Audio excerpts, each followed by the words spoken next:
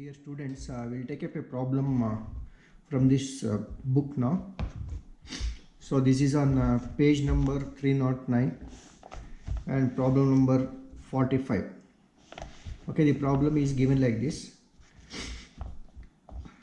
X Limited went into voluntary liquidation on 31st March 2015 when their balance sheet is as follows. Okay, the balance sheet is given like this. 15,000 10% cumulative preference shares of rupees 100 each and 7,500 equity shares of rupees 100 is 75 paid up, 22,500 equity shares of rupees 100 each 60 paid up. So we have different paid up values of the equity shares, and then 15% debentures secured by floating charge 7,50,000, interest outstanding on debentures 1,12,500, creditors 9,56,250, and on the asset side we have land and buildings 7,50,000, and then we have machinery 18,75,000, patents 3 lakh, stock 4,02,500, debtors 8,25,000, cash at bank 2,25,000, P&L account 8,53,750. Now in the information we have preference dividends were in arrears for 2 years. So we have cumulative preference shares, so therefore these arrears are to be paid by calculating for 2 years here at the rate of 10%. And then creditors included preferential creditors rupees 38,000. So you have a total creditors of 9,56,250, out of which 38,000 is the preferential creditors, and the rest of it will be other unsecured creditors because there is no mention of the fully secured creditors here. And then the assets realized as follows. The amount of assets realized is given: land and buildings 9 lakh, machinery 15 lakh, patents 225, stock 450, debtors 6 lakh. And then we have the expenses of liquidation amounted to 27,250. The liquidator is entitled to a commission of 3% on the assets realized except cash, assuming the final payments including those on debentures were made on 30th June 2015. Show the liquidator's final statement of account. Okay, this is what is given here. Now if you look at the given information, 3% of commission is to be paid only on the asset realized, and nothing is mentioned about payment of commission on the amount paid to the unsecured creditors here. This is the only commission to be paid. Okay, and then the important thing is that including the final payments including those of debentures were made on 30th June 2015.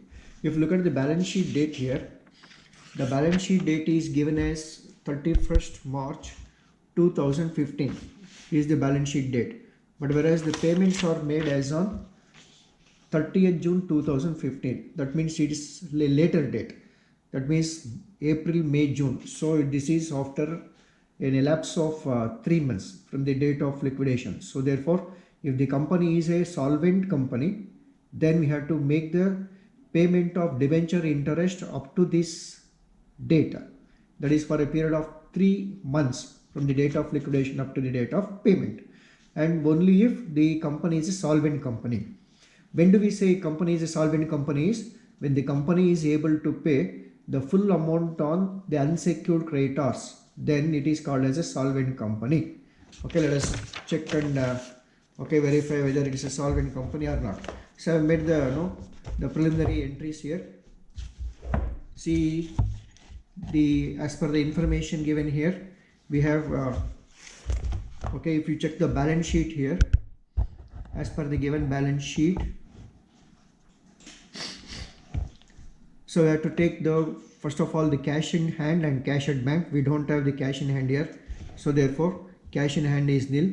And then we have cash at bank 2,25,000, and then the asset realized as given is taken here, that is land and buildings 9 lakh, machinery 15 lakh, patents 225, stock 4,50,000, debtors 6 lakh.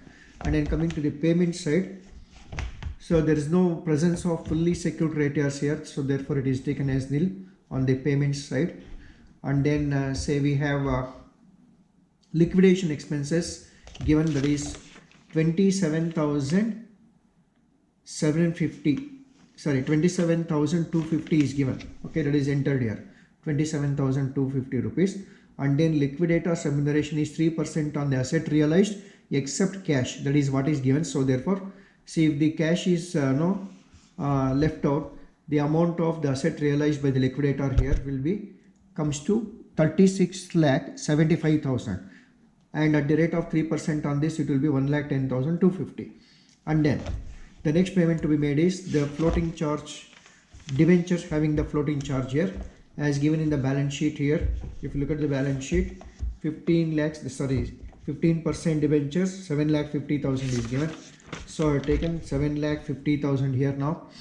15% debentures, 7,50,000, and interest outstanding and debentures 1,12,500 as given in the balance sheet. Interest outstanding in debentures is 1,12,500, and this outstanding interest is the interest as calculated up to the date of the preparation of this balance sheet, and from the date of the liquidation or from the date of this balance sheet until the date of payment, that is not additional interest to be paid on the debentures only if the company is a solvent company. So therefore, now let us not know, I just made an entry, but okay, leaving these 28,125. So there are two interests here, interest outstanding on debentures, that is as given in the balance sheet here, and then interest on debentures up to 30th/6/2015, which is the date of payment here. So the payment is made, the date of calculation is on 31st March 2015, whereas the date of payment is 30th/6/2015 after 3 months. So therefore, for these 3 months, the interest is calculated here, and this is to be paid only if the company is a solvent company. Now, if you just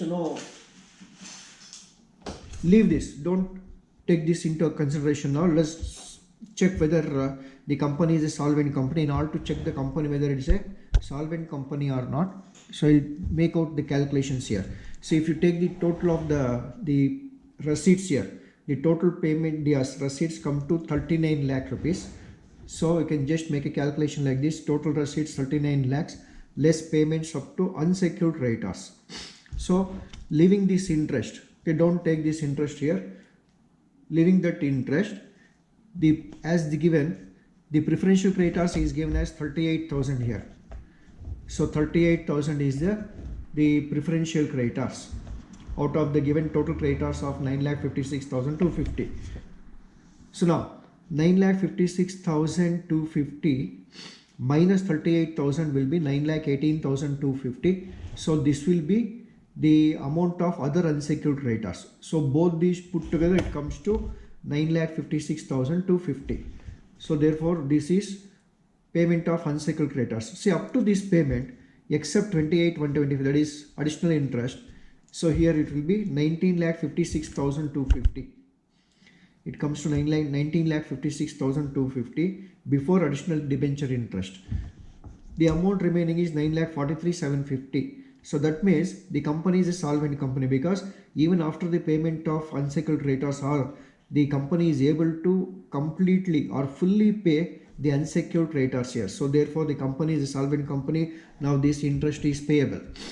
That is, the interest on debentures up to the date of payment is payable here. So therefore, it is calculated as the amount of debenture capital is 7,50,000 at the rate of 15%, because it is given as 15% debentures at the rate of 15% for a period of 3 months between, that is for April, May and June up to the date of payment. It comes to 28,125. It is taken.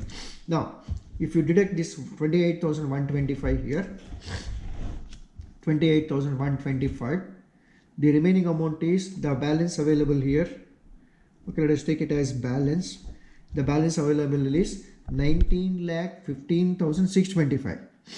Now we have to make the payment to, after the payment of unsecured creditors, we have to make the payment to the preferential creditors here. So if you look at the preferential creditors as given in the balance sheet, it is, sorry, preference shareholders, preference share capital, 15 lakh is the preference share capital, and it is also given in the additional information that preference dividend were in arrears for 2 years. So therefore, at the rate of 10%, we have to calculate it for 2 years on 15 lakh rupees here. So if we calculate that, so it will be arrears of preference dividend will be 15 lakh at the rate of 10% for 2 years, it comes to 3 lakh rupees. And then preference share capital is 15 lakh rupees. So totally it comes to 18 lakh. So now we have 19 lakh 15,625. So the cumulative preference shareholders can be conveniently paid. That means both the dividends and also as well as the capital can be paid out. So therefore 18 lakhs is deducted here. The amount available now is 4 lakh 15,625. And out of this 4,15,625, we have to make the payment to the equity shareholders now. So this is where we have to be careful now, because see, we have two different paid up values on equity shares. 7,500 equity shareholders have paid at the rate of 75 rupees paid per share, whereas 22,500 equity shareholders have paid rupees 60 per share, whereas the face value is the same, that is 100 rupees, same.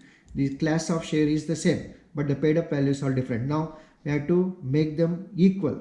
That means both of them should come to the same level here. That means what we have to do now is we have to make the repayment to those shareholders who have paid more compared to the other shareholders. So here we have to make the repayment for 7,500 shareholders at the rate of rupees 15 rupees